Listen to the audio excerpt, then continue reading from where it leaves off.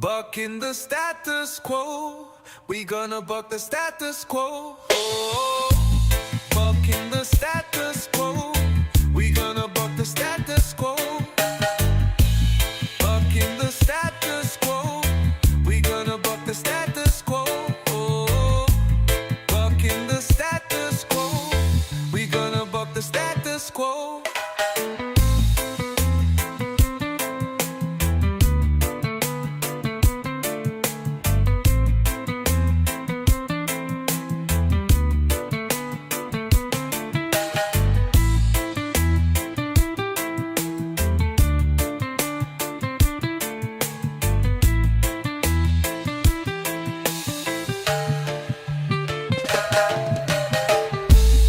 Bucking the status quo, we gonna buck the status quo. Oh, bucking the status quo, we gonna buck the status quo. The foundation leads the fight, the warriors lead the tribe. When the beat drops and the spirits rise, we find the truth behind the disguise. They want us to go away, only our hearts do we obey. The foundation leads the fight, the warriors lead the tribe. When the beat drops and the spirits rise, we find the truth behind the disguise. They want us to go away, only our hearts do we obey. No ranks, no chains, just unity. One tribe, one light, one destiny. No ranks, no chains, just unity. One tribe, one light, one destiny. Bucking the status quo, we gonna buck the status quo. Oh, bucking the status quo, we gonna buck the status quo. Bucking the status quo, we gonna buck the status quo. Oh, bucking the status quo, we gonna buck the status quo.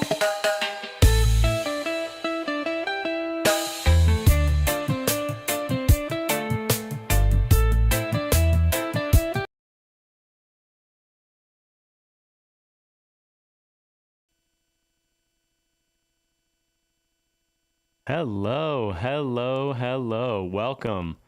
Another beautiful, beautiful Friday on this planet. Here, live from Irreverent Warriors and Grunt Style Foundation. My name is Hugh Tyson. I am from Irreverent Warriors. I am joined with my friend and colleague and the co-local coordinator for the St. Louis chapter of Irreverent Warriors, Roy. Roy, how you doing, bro? Awesome, awesome. And then we also have a guest that we will be bringing on, Derek Blumke, who leads the Grunt Style Foundation War Cry for Change initiative, which is, frankly, our response to the overprescription problem in the veteran community.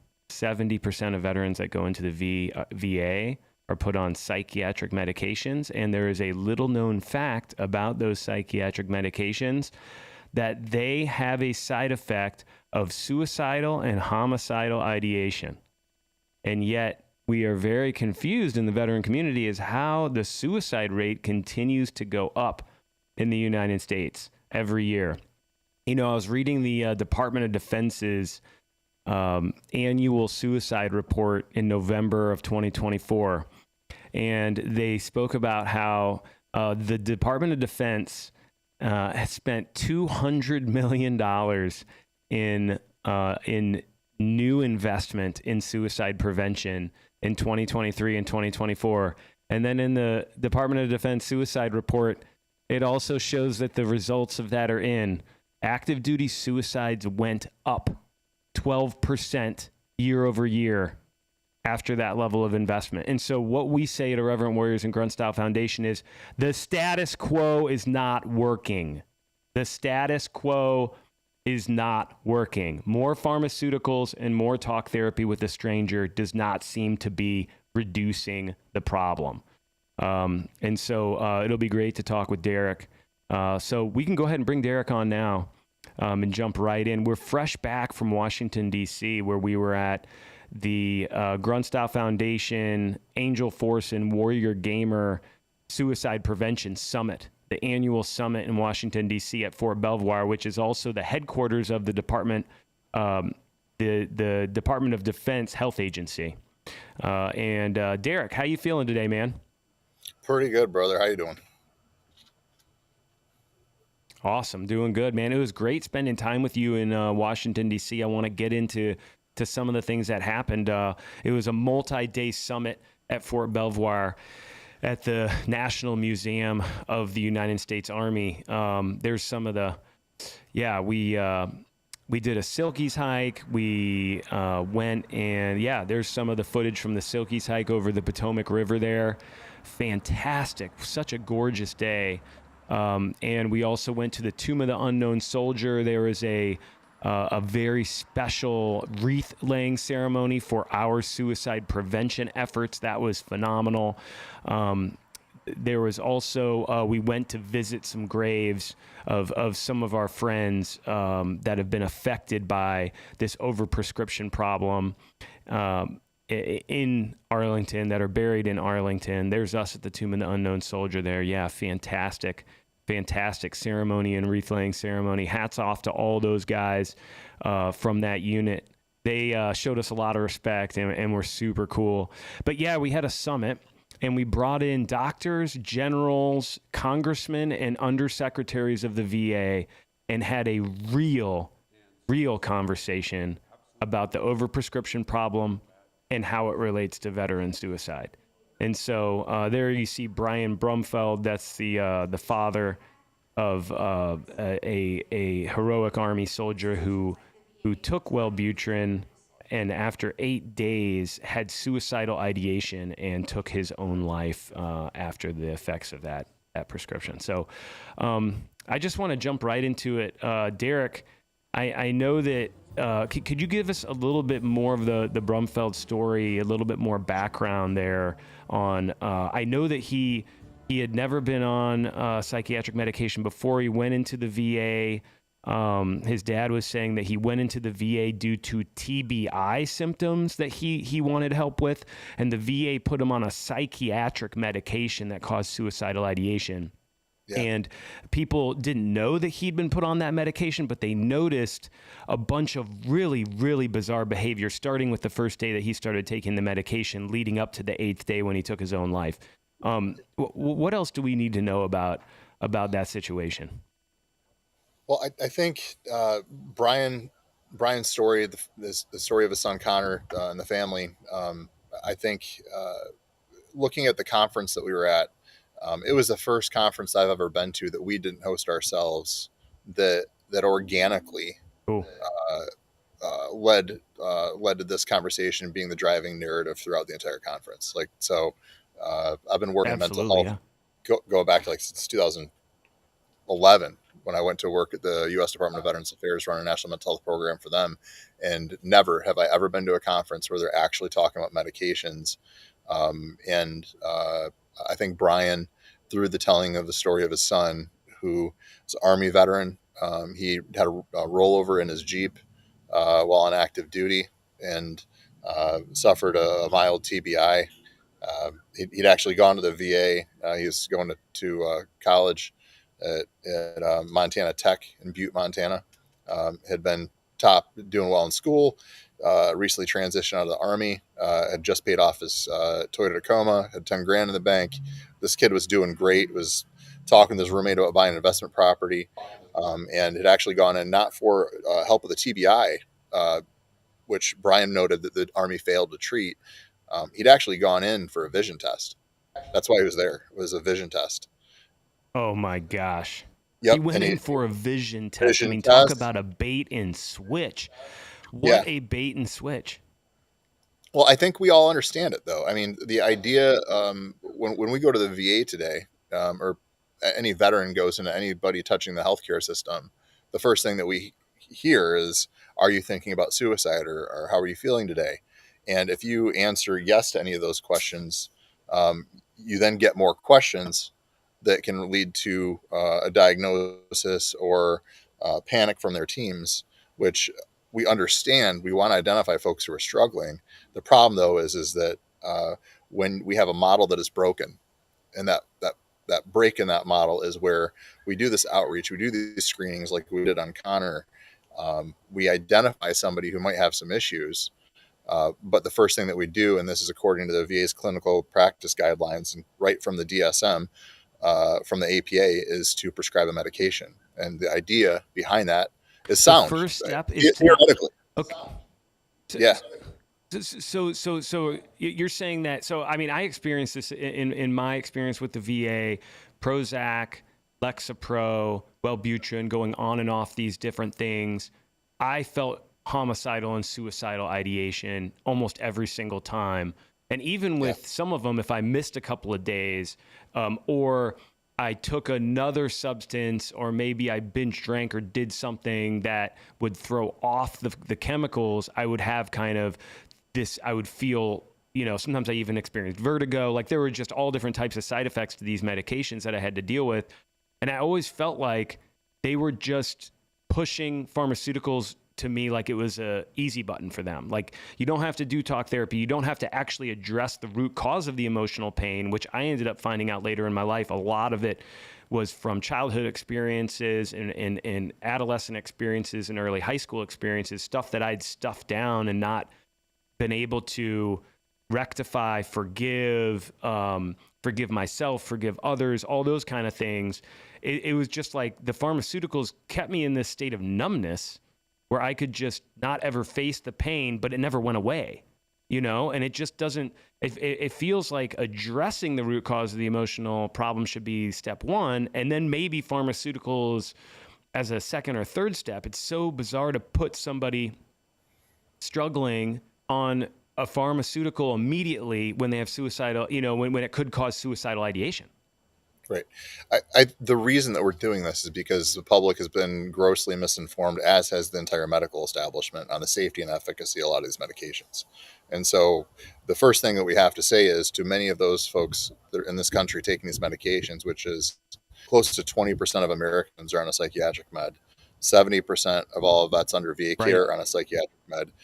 Almost all these medications have warnings for suicide. I'm not even going to say suicidal thoughts and ideations anymore, because I'm not going to play the game of the academics and the researchers and the doctors and the folks of the drug companies that are playing this game of separating suicidal thoughts and behaviors from attempts from suicides.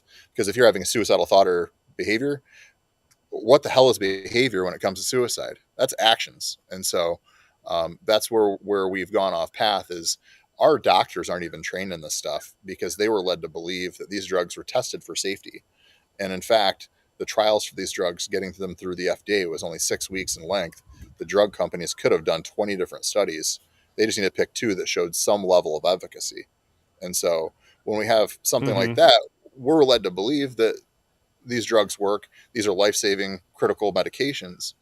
But when you peel back the layers, you start to find that there were suicides in these trials, suicide attempts in these trials. In a lot of cases, those suicidal thoughts or attempts or completions were yanked out of the trials because the drug companies claimed that they had to do so for safety reasons for the patients and those members of the trial.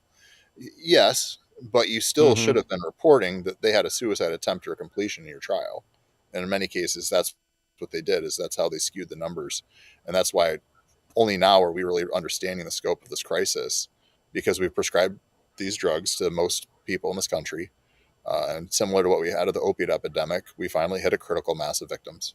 And so that's where we have the Brumfield sharing their story, and all of us sharing our stories about what happened to us. And so that conference is wild, because I sat there and I watched all the other panelists riff off of Brian and sharing that, hey, you know what? I was on this drug and it made me suicidal too.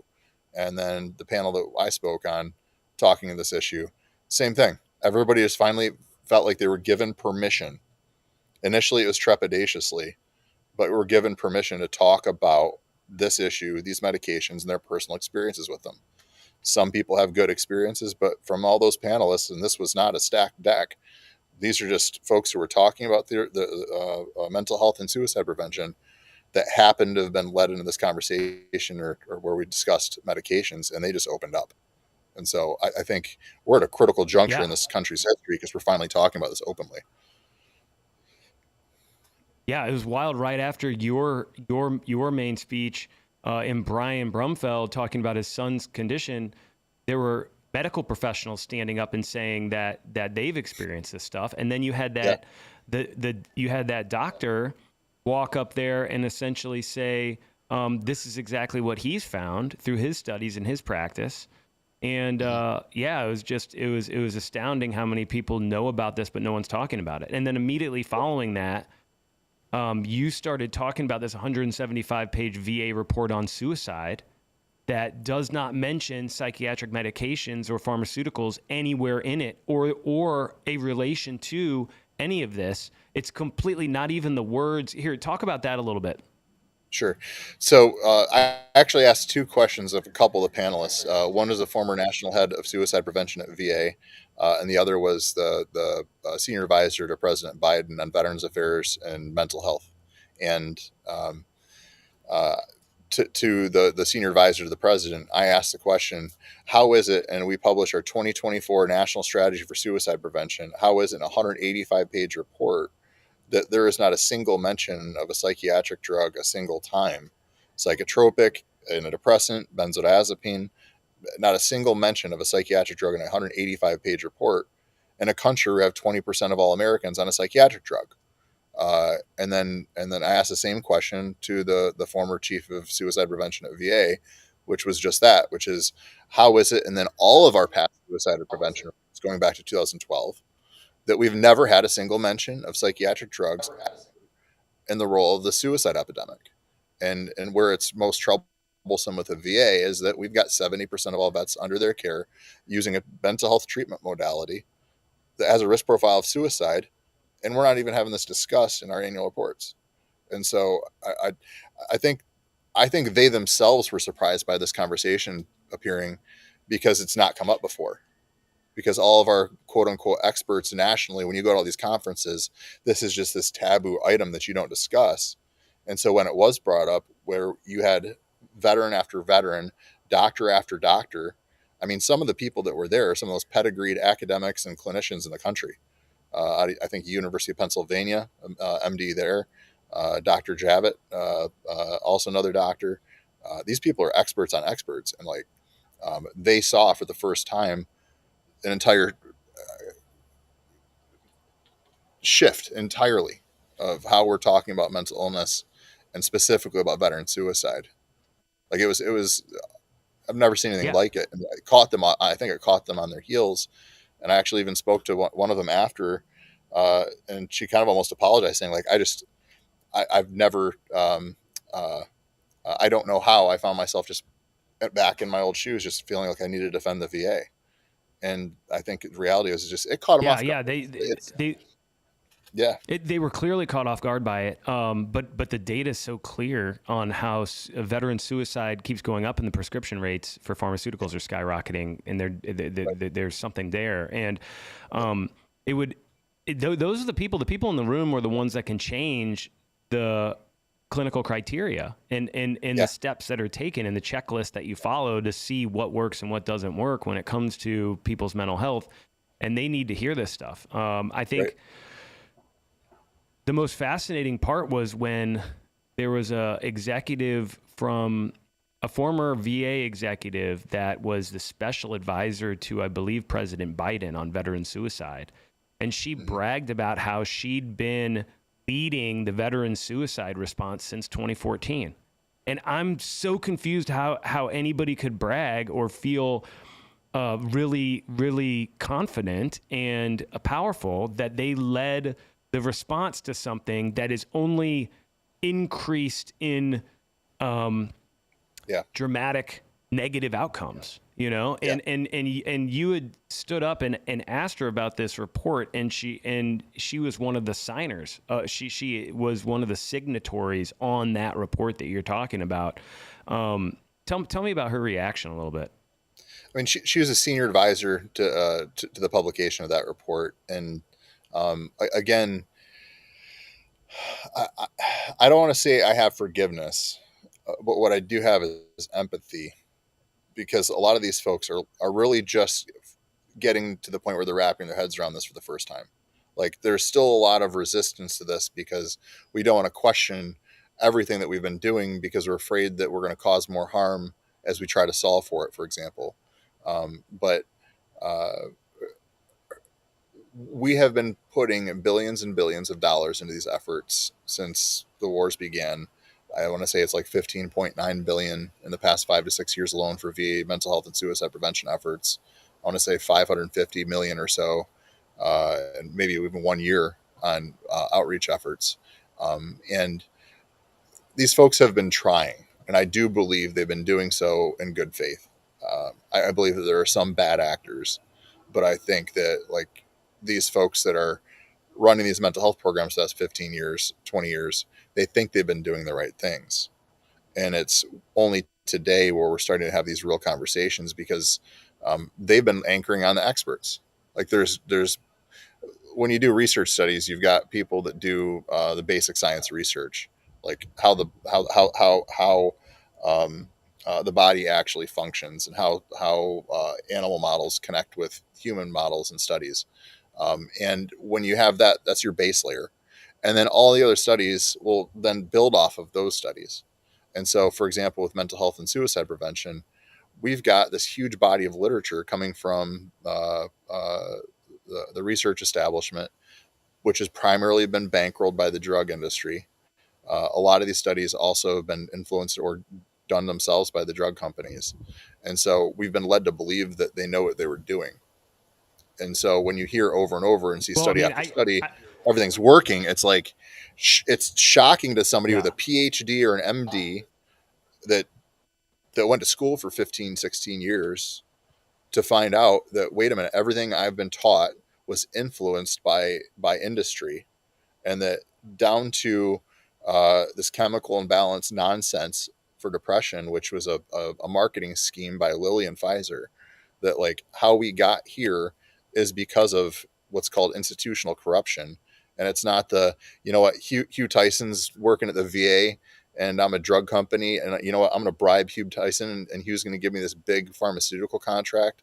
It's more of they're bankrolling the APA, who also has a yeah, it's way financial smarter than interest in that. the protection of their earning power for psychiatrists, which then totally deviates the Yes, conversation from talking to Hugh as an actual veteran, saying, "Hey, yes, what's worked for you?"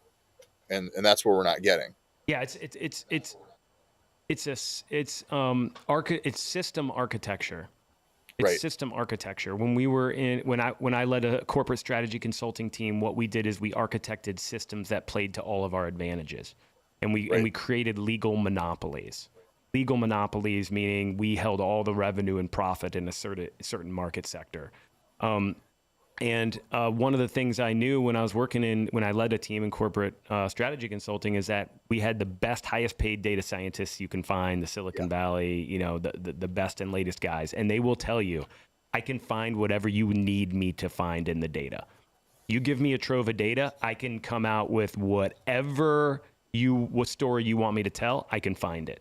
And so Mhm. that tells me a lot about how you do a lot of these medical studies. I mean, the smartest people in the room that get the highest paid jobs and get the biggest bonuses also know how to figure out how to make things look a certain way.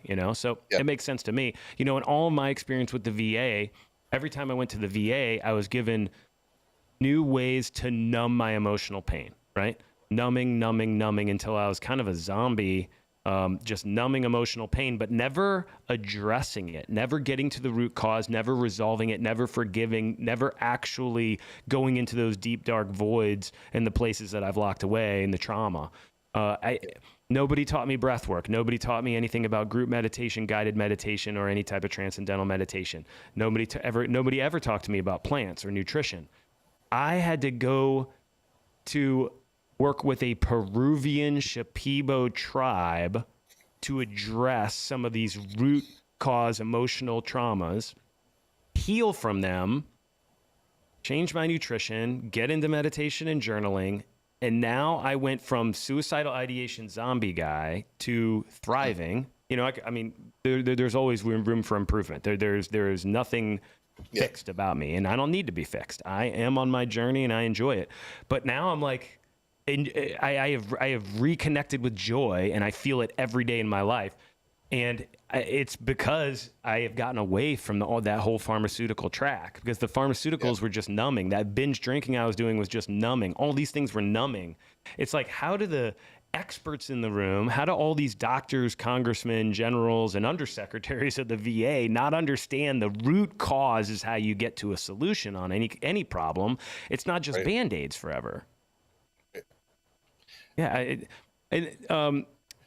I really liked the congressman and the other undersecretary of the VA who got up later and made speeches. You know, the 4-star general, General Garrett, he got up there and said he personally has struggled with this suicide problem personally. Like, I wasn't expecting to hear that. And then he sobbed openly on the microphone in front of all the attendees. And I know that in my old active duty life, you know, I would have probably judged him, but To I see a can't tell you 4-star the amount general of courage crying on the that stage. yes, and to admit that his mental health has led him to the brink numerous times, right? And so that was so powerful, that courage, the new courage in the alpha male space, in the military space, I feel like the new courage is being able to talk about emotions without running away from them, without pretending like they don't exist, without pretending like we're too cool for emotions. This emotional pain, if we don't address it, we take it out on our family, we take it out on our loved ones. What were some of the speeches that like when Trace, the wounded Marine, the undersecretary of the VA, when he made a speech, he directly referenced Irreverent Warriors and Grunt Style Foundation. Yeah. I had some really great conversations with him. He's the senior advisor to the incoming undersecretary of health. And it was clear to him that there was an issue going on here. And I mean, you couldn't leave that conference saying that everything's fine and the way that we're doing mental health treatment for vets right now is working. Like, there's nobody could have left that conference and said, yes, we're winning right now. We're winning this war. And so I was really refreshed talking with Trace about this stuff, because up until now, I've gotten nothing really largely but being placated from VA mental health leaders and VA leaders. And so we spent a year and a half meeting with VA mental health leaders alongside folks from the Michigan Veterans Affairs Agency, state of Michigan government employees, meeting with senior mental health leaders at the VA.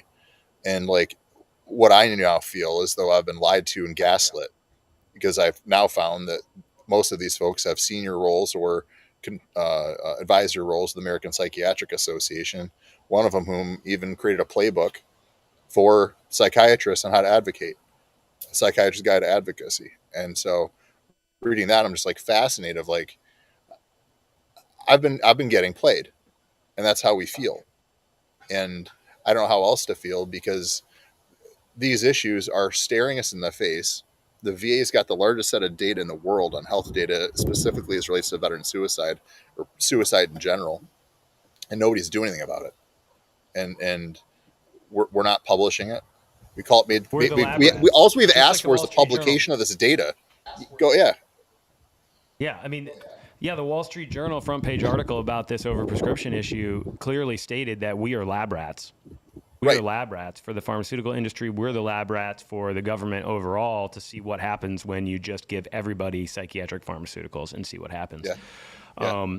And you said 15 billion has been spent on this problem without I believe it's anybody thinking about 15.9 in the past 5 to 6 years alone. 15.9 billion spent on this problem. And I had to go to South America on my own dime to figure any of my emotional pain out, you know?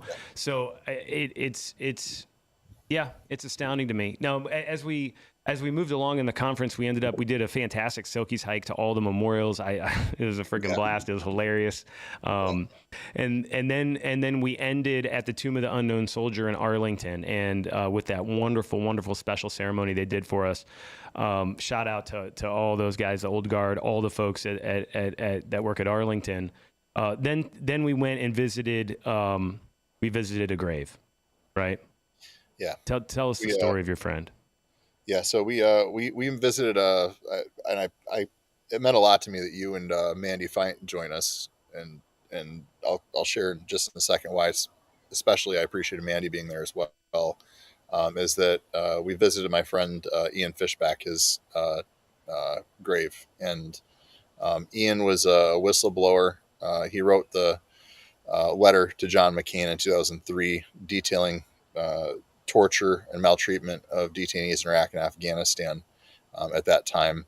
It was an open letter, but this is after he tried to address this with his entire chain of command going to the Pentagon and trying to get clarity on how his soldiers, what the rules are for his soldiers, on how they treat folks when they pick them up in Iraq and Afghanistan on the battlefield.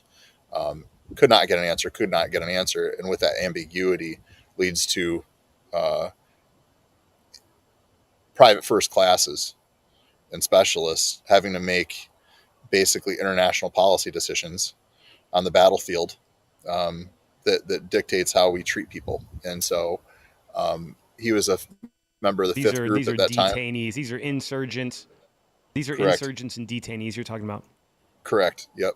And so he was a member of fifth group at the time, and previous member of 82nd Airborne and 101st, West Point alum, all-state athlete in high school, and unfortunately was ostracized from the military uh, community largely because of what he did, and I believe was the right thing, which was raising his voice for his troops as an officer, and uh, uh, ended up having some mental health struggles. Was institutionalized once at the Ann Arbor VA. He and I met not long after that, and he shared a similar experience that I'd had, just getting pilled and not getting treated well. Um, and he was the first person that I actually told. Just take the VA's like, take these pharmaceuticals and go away. Yeah, and so Ian was the first person I told what I was up to, uh, that I was working on this issue to address this epidemic of overprescribing and suicides. And because at the time I was paranoid, I was still withdrawing from myself from some of these psych drugs. I believe the drug industry had a hit on my life at the time. And ultimately, Ian was institutionalized in a facility in Southwest Michigan. The facility did not have the means to care for him. The VA had failed him because they had claimed that he was not eligible for the VA when in fact he was actually enrolled in the VHA. And so they turned him away. And so he got put in a facility that did not have the means to care for him. And they took him downtown to a pharmacy they had an off the books relationship with. All this is detailed in multiple New York Times articles. And injected him with an antipsychotic. And the next day he was dead. 10 minutes after they found him, the VA called and said they had a bed for him at the Battle Creek VA Medical Center. And is what's even more terrible is they did a OIG investigation into his death. And the summary of the report claimed that he died from a cardiac event related to schizophrenia.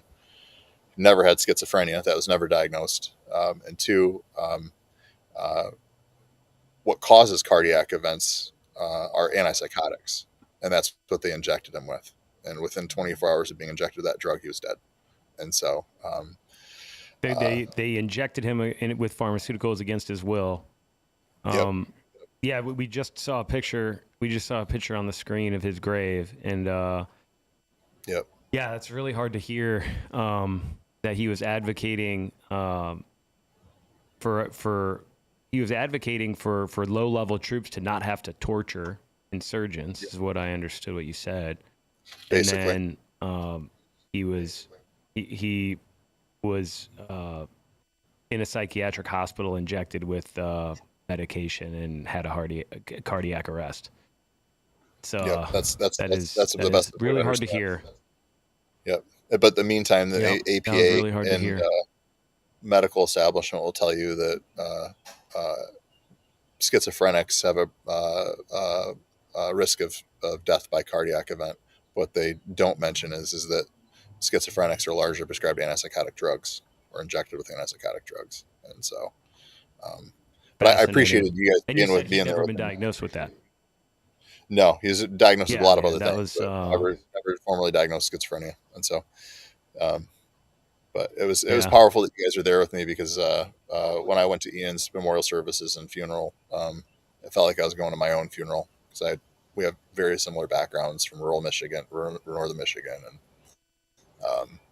and with Mandy being there, being a whistleblower herself, fighting for her family after they were all poisoned with jet fuel at their Red Hill base in Hawaii.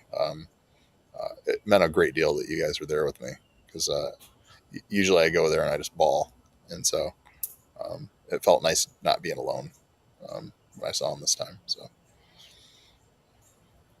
Absolutely, man. Thank you for sharing that with me. And yeah, it was a great trip. I hope those that are watching or listening come next year to our Suicide Prevention Annual Summit during September Suicide Month. It'll be out in Washington, D.C., Fort Belvoir.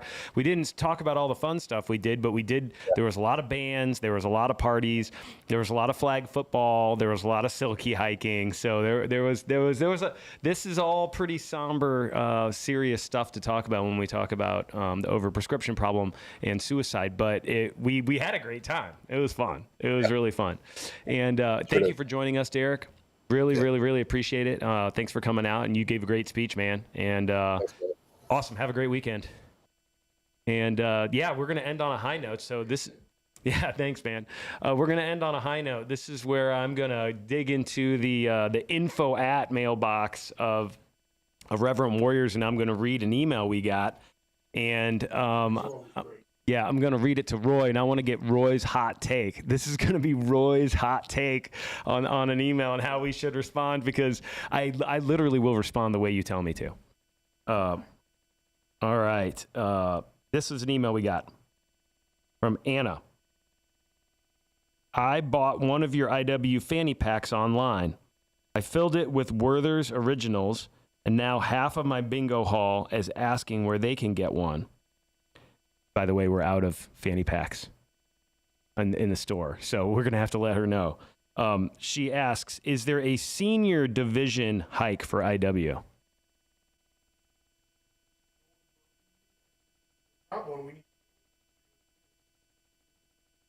There's not an old and Yeah, all good. Yeah, we do need to have an old person hike. That'd be funny. We should do an annual, just in one place in the United States. Just do like a 60 and over hike. That'd be pretty good. Vietnam specific. Vietnam. Yeah, we could do different eras.